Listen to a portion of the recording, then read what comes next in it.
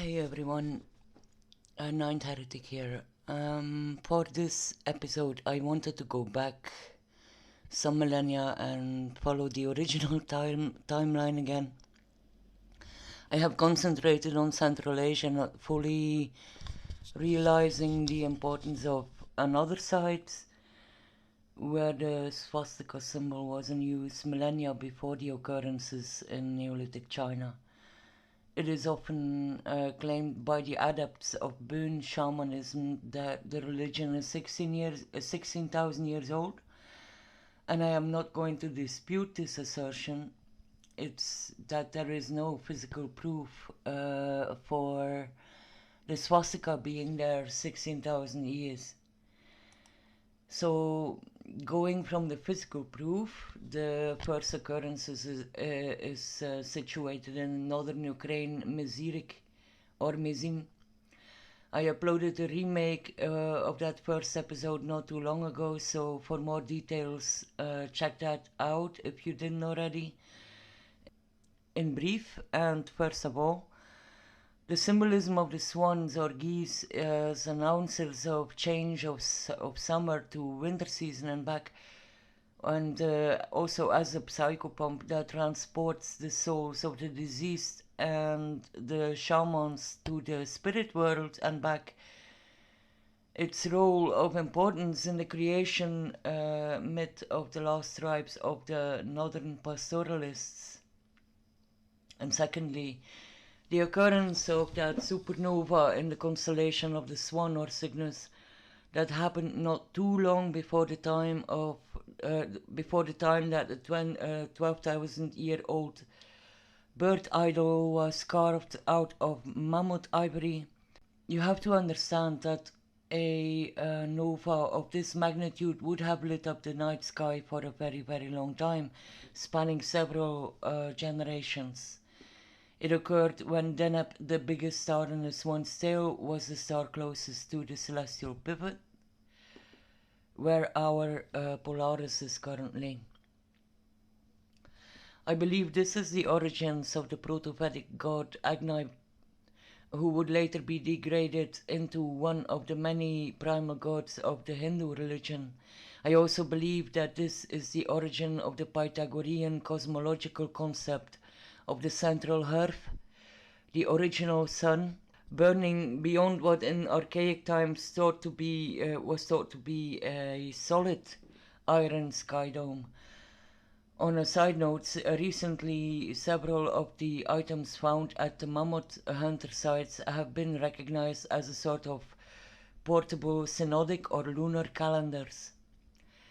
The swastika is also present a few millennia later on whorl stones and as potter's mark or ornament on ceramics of the late Neolithic sites which developed along the Danube River in Eastern Europe, in Serbia, Bulgaria and Romania by a culture called the Vinca culture. Later, by the end of the 4th millennium, the Copper Age Cucuteni culture situated west of the Black Sea still uses the symbol on the elaborate ceramics that they have left us. So I pick up from there at a point when the Cucuteni-Tripoli period ends with their migration northeastwards, where they are believed to have either voluntarily or were forcefully blended together with the pastoralists of the Pontic steppe. I have spent an episode on the use of the swastika by the Armenian people, but now I realize even more than back then that this was only a small part of the story, because for what I know now, the use of the swastika was not so much limited to the supposed Armenian homelands. The shores of the Caspian Sea have been occupied for at least 75,000 years, and it is often called one of the cradles of civilization because of that. It is the largest inland saltwater in the world, and it is fed by several big rivers, like the Volga up north being the largest. Realize though that the rivers in the northern hemisphere were largely dry during the Ice Age, since all that water was captured into the ice and a large part of the earth were actually drought stricken, the Caspian sea level was much, much lower than it is today, despite the certainty that there is a lot to be found of historical value. There are not much efforts put into water archaeology. An odd tidbit that I found a few years ago, the old name of the Volga is the Ra, and there's no relation to the Egyptian sun god, I think, but it is a word derived from Scythian and it means wetness. There are also similar Avestan and Sanskrit cognates meaning mythical stream, vein, or juice. So in episode 2 I focused on the Armenians, where I think now the story about these people and its relation to the swastika is just one chapter in a much broader story in a much earlier time. It is in and around the Armenian highlands that the aurochs was first domesticated around 8000 BC. Also, the horse is believed to have been first domesticated close to the Caspian Sea, this time up north though in Kazakhstan.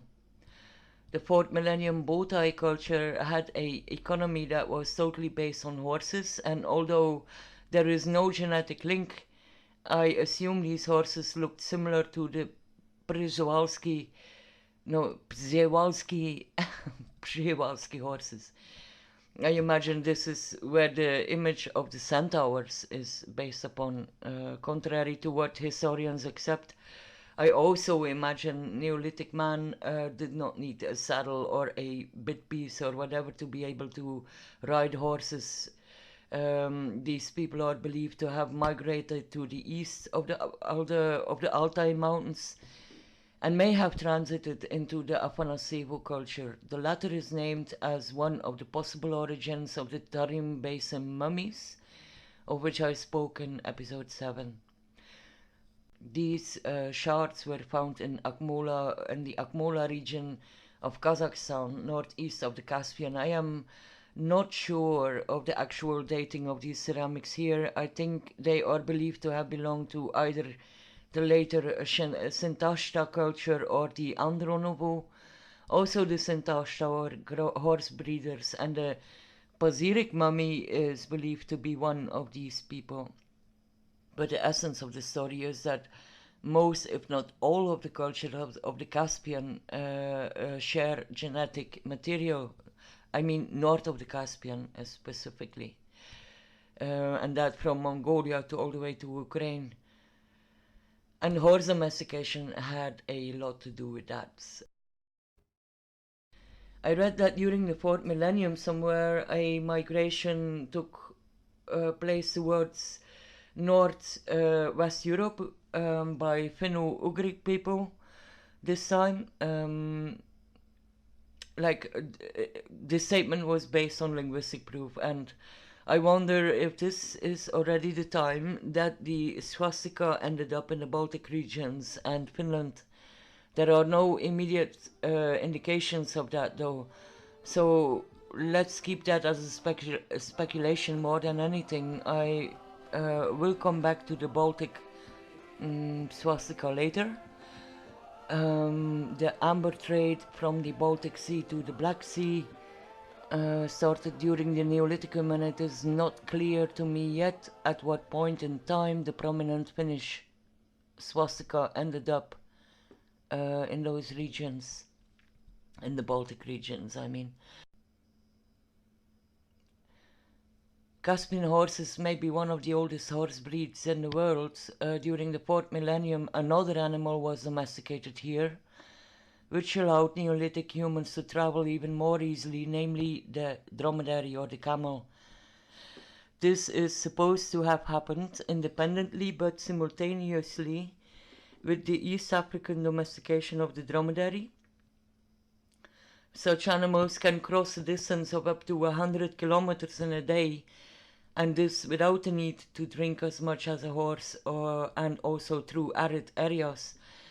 A trait developed during Neolithic times, lapis lazuli was one of the first minerals to be carried by these packed animals from Central Asia all the way to the Mediterranean and the Black Sea.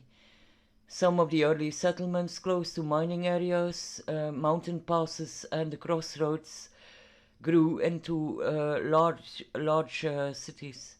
By the third millennium, tin was mined in Kerman, central Iran, and as Copper Age proceeded into Bronze Age, it became one of the main goods traded over very long distance. The nomadic tribes must have taken a part in the early development of the trade routes. Actually, I think the importance and influence of these nomadic clans is often overlooked or minimalized in regards of the spreading of technology, knowledge, religion, whatever. They did not leave us a written account other than petroglyphs. One of the consequences is that they are often regarded through the eyes of outsiders, the historians. There were about 30 plus Indo-Aryan tribes who are now known to have roamed in Central Asia as nomads or semi-sedentary societies with seasonal camps. They were pastoralists, mainly clans who regarded the possession of cattle as wealth and often waged war on each other in order to steal cows. The Bronze Age changed warfare, and it is now assumed that an elite warrior class later emerged from the Indo-Aryan homelands, like we see the Hittites, the Mitanni, the Kassites, the Alans later. Okay, that's for another episode.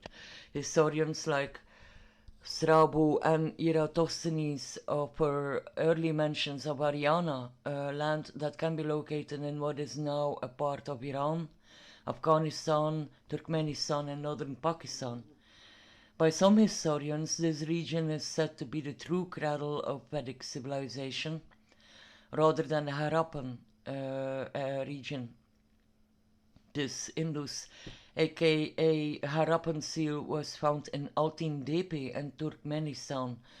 Altin Tepe is one of the remains of major trade centers that had developed along the Silk Road, and the seal is older than the ones found in the Indus and the Arabian Emirates, the latter ones being part of Sumer. This one dates back to the 4th millennium as well. In the meantime, I also learned about Mehrgarh. This city was located in the vicinity of the Bolan Peak Pass, current northern Pakistan, one of the main routes connecting Iran, southern Afghanistan, eastern Iran, the Baluchistan hills of Pakistan, and the Indus Valley.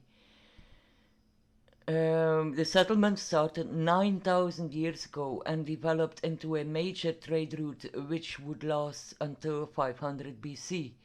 It is considered one of the very first urban settlements in the world, but yeah, okay, I am absolutely not sure about this, but hey.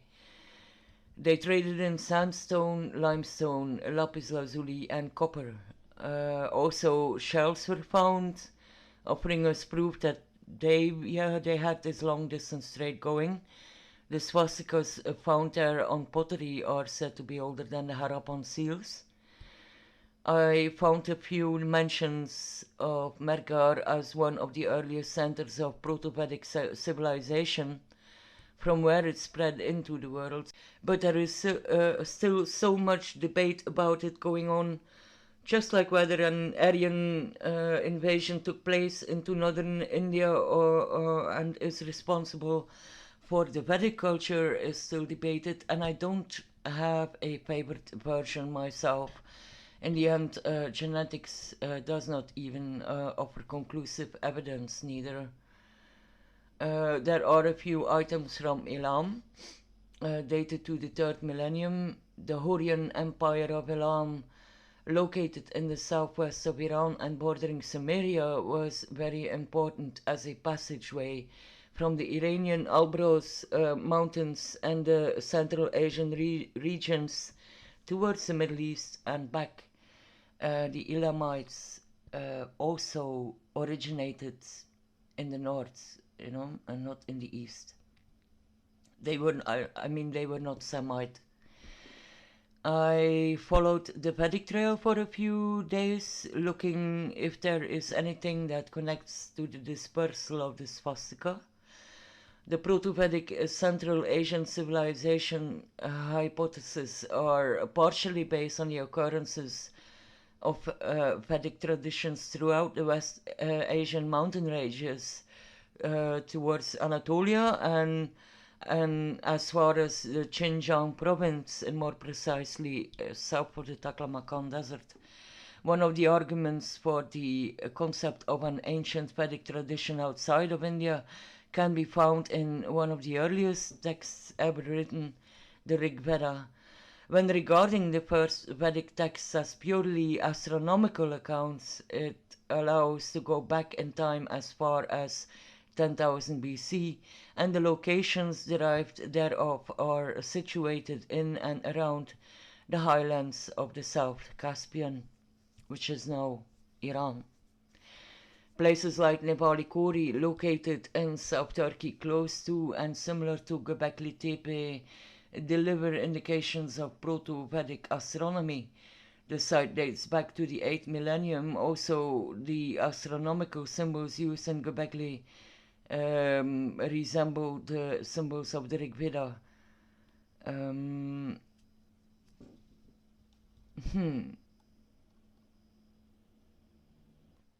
Okay, I decided to cut it short here. There is so much left I can sum up on that Vedic connection before I knew it. My video was way too long and still too short to touch on all what seems important to me now. But it would take us too much back and forth in time. In previous videos, from my search, for example, for the primordial mount, I already brought up some similarities between the Rig Veda and traditions of old Europe. They indicate a common origin going back to the beginnings of modern human history. And like I mentioned before, the Caspian Sea has known a habitation for some estimated 75,000 years. When I made my presentation on Burn religion, I mentioned Tonpa Shenrab Mewoche as the founder of Burn. The adepts believe he originated in the west, and some historians claim he originated in Elam. But also in the Hindu tradition there is a reference. One of the 7 rishis or Sapta rishis was called Kashyapa, which is the Indian name for the Caspian Sea. Of course, there is so much more to add to this, but not today. The Bronze Age will probably offer more than enough opportunity to come back on this. Thank you very much for watching. See you back very soon.